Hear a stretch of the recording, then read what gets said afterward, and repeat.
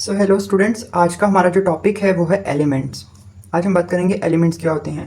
Substances that can not be broken down by simple substances by ordinary means, यानी ऐसे substances जिनको हम broken down नहीं कर सकते सिंपल सब्सटेंसेस में बाय ऑर्डिनरी मीन्स, यानी ईजिली हम उनको ब्रेक डाउन नहीं कर सकते। एलिमेंट्स मिलके बनते हैं सेम एटम से विद सेम एटॉमिक नंबर। ये एक बहुत ही ज़्यादा इंपॉर्टेंट पॉइंट है। अर्ली एजेस में यही समझा जाता था कि जो एलिमेंट्स हैं वो हमारे पास हैं carbon, gold, tin, mercury, silver, lead, copper, ETC. इनको ही समझा जाता था कि सिर्फ यही एलिमेंट्स एग्जिस्ट करते हैं। लेकिन अब हमारे पास जो है वो 118 एलिमेंट्स हैं टोटल, जिनमें से 92 नेचुरली जो है वो अकर करते हैं नेचर के अंदर।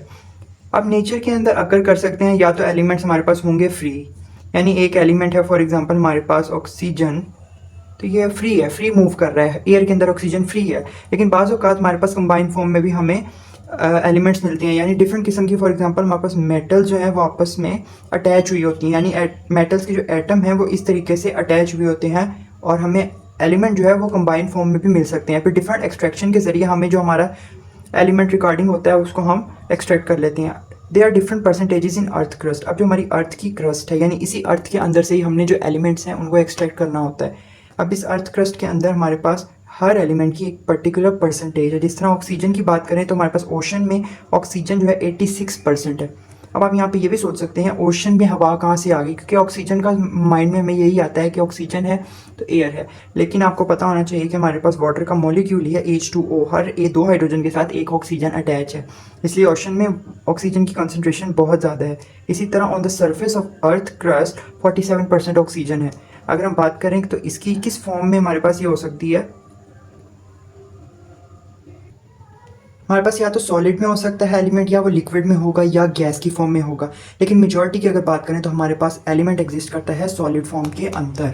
अब हम बात करते हैं अपने नेक्स्ट टॉपिक के ऊपर। अगर हम इसकी डिवीजन करें तो एलिमेंट्स में हमारे पास होते हैं metals, non metals, metalloids. Element की हमारे पास ये आगे डिवीजन है। 80% हमारे पास एलिमेंट्स जो हैं मेटल हैं, और सॉलिड फॉर्म की एलिमेंट्स की कंसनट्रेशन भी ज़्यादा है as compared to other ones. अब अगर हम इसकी रिप्रेजेंटेशन की बात करें, केमिस्ट्री के अंदर हम हर एलिमेंट को एक सिंबल से रिप्रेजेंट करते हैं। अब या तो सिंबल इंग्लिश का हो सकता है, या ग्रीक लैंग्वेज का हो सकता है, या जर्मन का हो सकता है। फॉर एग्जांपल हम लोग कार्बन के लिए C यूज़ करते हैं, हाइड्रोजन के लिए H यूज़ करते हैं, ऑक्सीजन के लिए O यूज़ किया जाता है, और कैल्शियम के लिए Ca यूज़ किया जाता है।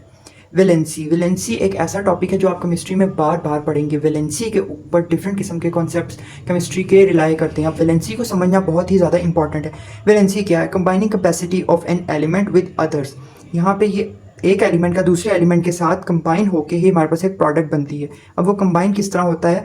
बेसिकली वैलेंसी, अगर आपके पास कोई भी डेफिनेशन पूछे तो आपने यही कहना है कि आउटर मोस्ट शेल में हमारे पास जो इलेक्ट्रॉन्स होते हैं उनकी क्या कहते हैं, काउंट को हम वैलेंसी कहते हैं। अब इसकी एग्जांपल आप दे सकते हैं कि जी हमारे पास हाइड्रोजन एटम, हाइड्रोजन का एक एटम और उसके लास्ट आउटर मोस्ट शेल में सिर्फ एक इलेक्ट्रॉन होता है, तो इसकी वैलेंसी हुई 1।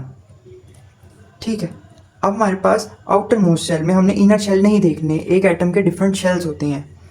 एग्जाम्पल में अगर हम वाटर की बात करें, वाटर का मॉलिक्यूल हमारा बनता है H2O, सिंपल 2 H हाइड्रोजन, एक ऑक्सीजन। यहाँ पर हमारे पास सेंटर एटम ऑक्सीजन का है।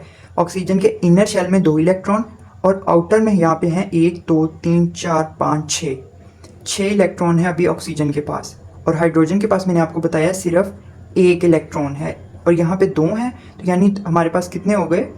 अभी हमारे पास हाइड्रोजन के 2 एटम हो गए। 2 एटम है तो 2 इलेक्ट्रॉन हो गए। अच्छा, तो स्टूडेंट्स अब आप देख सकते हैं कि ये हमारे पास ये कोवलेंट बॉन्ड को रिप्रेजेंट कर रही है। जो लाइन है ये कोवलेंट बॉन्ड है, यानी इलेक्ट्रॉन्स म्यूचुअली शेयर हुए हैं, किसी ने इस एक दूसरे के इलेक्ट्रॉन्स ले नहीं लिए, दोनों म्यूचुअली बेनिफिट इलेक्ट्रॉन से ले रहे हैं। होता इस तरह है, हमारे पास देखें आउटर मोस्ट शेल में हमारे पास कितने इलेक्ट्रॉन है? ऑक्सीजन के 6 और हाइड्रोजन के 1। अब इसने क्या करना, हाइड्रोजन मोस्टली एटम्स क्या करते हैं, या तो वो अपना ऑक्टेट रूल कंप्लीट करते हैं, यानी अपने आउटर मोस्ट शेल के अंदर एक इलेक्ट्रॉन्स लेके आते हैं, या हमारे पास कंप्लीट होता है ड्यूप्लेट रूल। ड्यूप्लेट रूल में हमारे पास लास्ट शेल के अंदर एटलीस्ट 2 ऑक्सीजन होने चाहिए, सॉरी 2 इलेक्ट्रॉन्स होने चाहिए, तो हमारे पास एटम जो है वो स्टेबल रहता है। अब देखिए म्यूचुअली शेयरिंग की बात करें, हमारे पास ऑक्सीजन के पास 1 2 3 4 5 6 इलेक्ट्रॉन्स हैं, यानी इसको 2 और चाहिए तो इसका ऑक्टेट कंप्लीट हो जाएगा। अब हाइड्रोजन के पास एक इलेक्ट्रॉन है, ये दोनों इलेक्ट्रॉन म्यूचुअली शेयर होकर ऑक्सीजन का ऑक्टेट हमारे पास कंप्लीट हो गया, 8 इसको हो गए। इसी तरह हमारे पास दो हाइड्रोजन के एटम्स हैं, दोनों हाइड्रोजन एटम अपना ड्यूप्लेट कंप्लीट करेंगे। वो इस तरीके से कि एक एक ऑक्सीजन से इलेक्ट्रॉन को म्यूचुअली शेयर करेंगे और हमारे पास इन दोनों के जो है ड्यूप्लेट भी हमारे पास कंप्लीट हो जाएगा।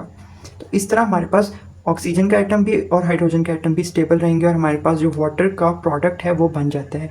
तो वैलेंसी इस तरीके से एक्ट करती है। Valency outermost shell electrons हैं, या तो एटम अपना ऑक्टेट कंप्लीट करते हैं या वो ड्यूप्लेट कंप्लीट करते हैं बाय म्यूचुअल शेयरिंग, या कंप्लीट ट्रांसफ़र भी होता है और उससे ionic different products ionic bonding चली जाती है। इसको हम फर्दर अपने कंसेप्ट में पढ़ेंगे। उम्मीद करता हूँ आपको आज का टॉपिक समझ में आया होगा। किसी भी किस्म का क्वेश्चन हो तो आप कमेंट सेक्शन में लाजमी पूछें। मिलते हैं नेक्स्ट वीडियो।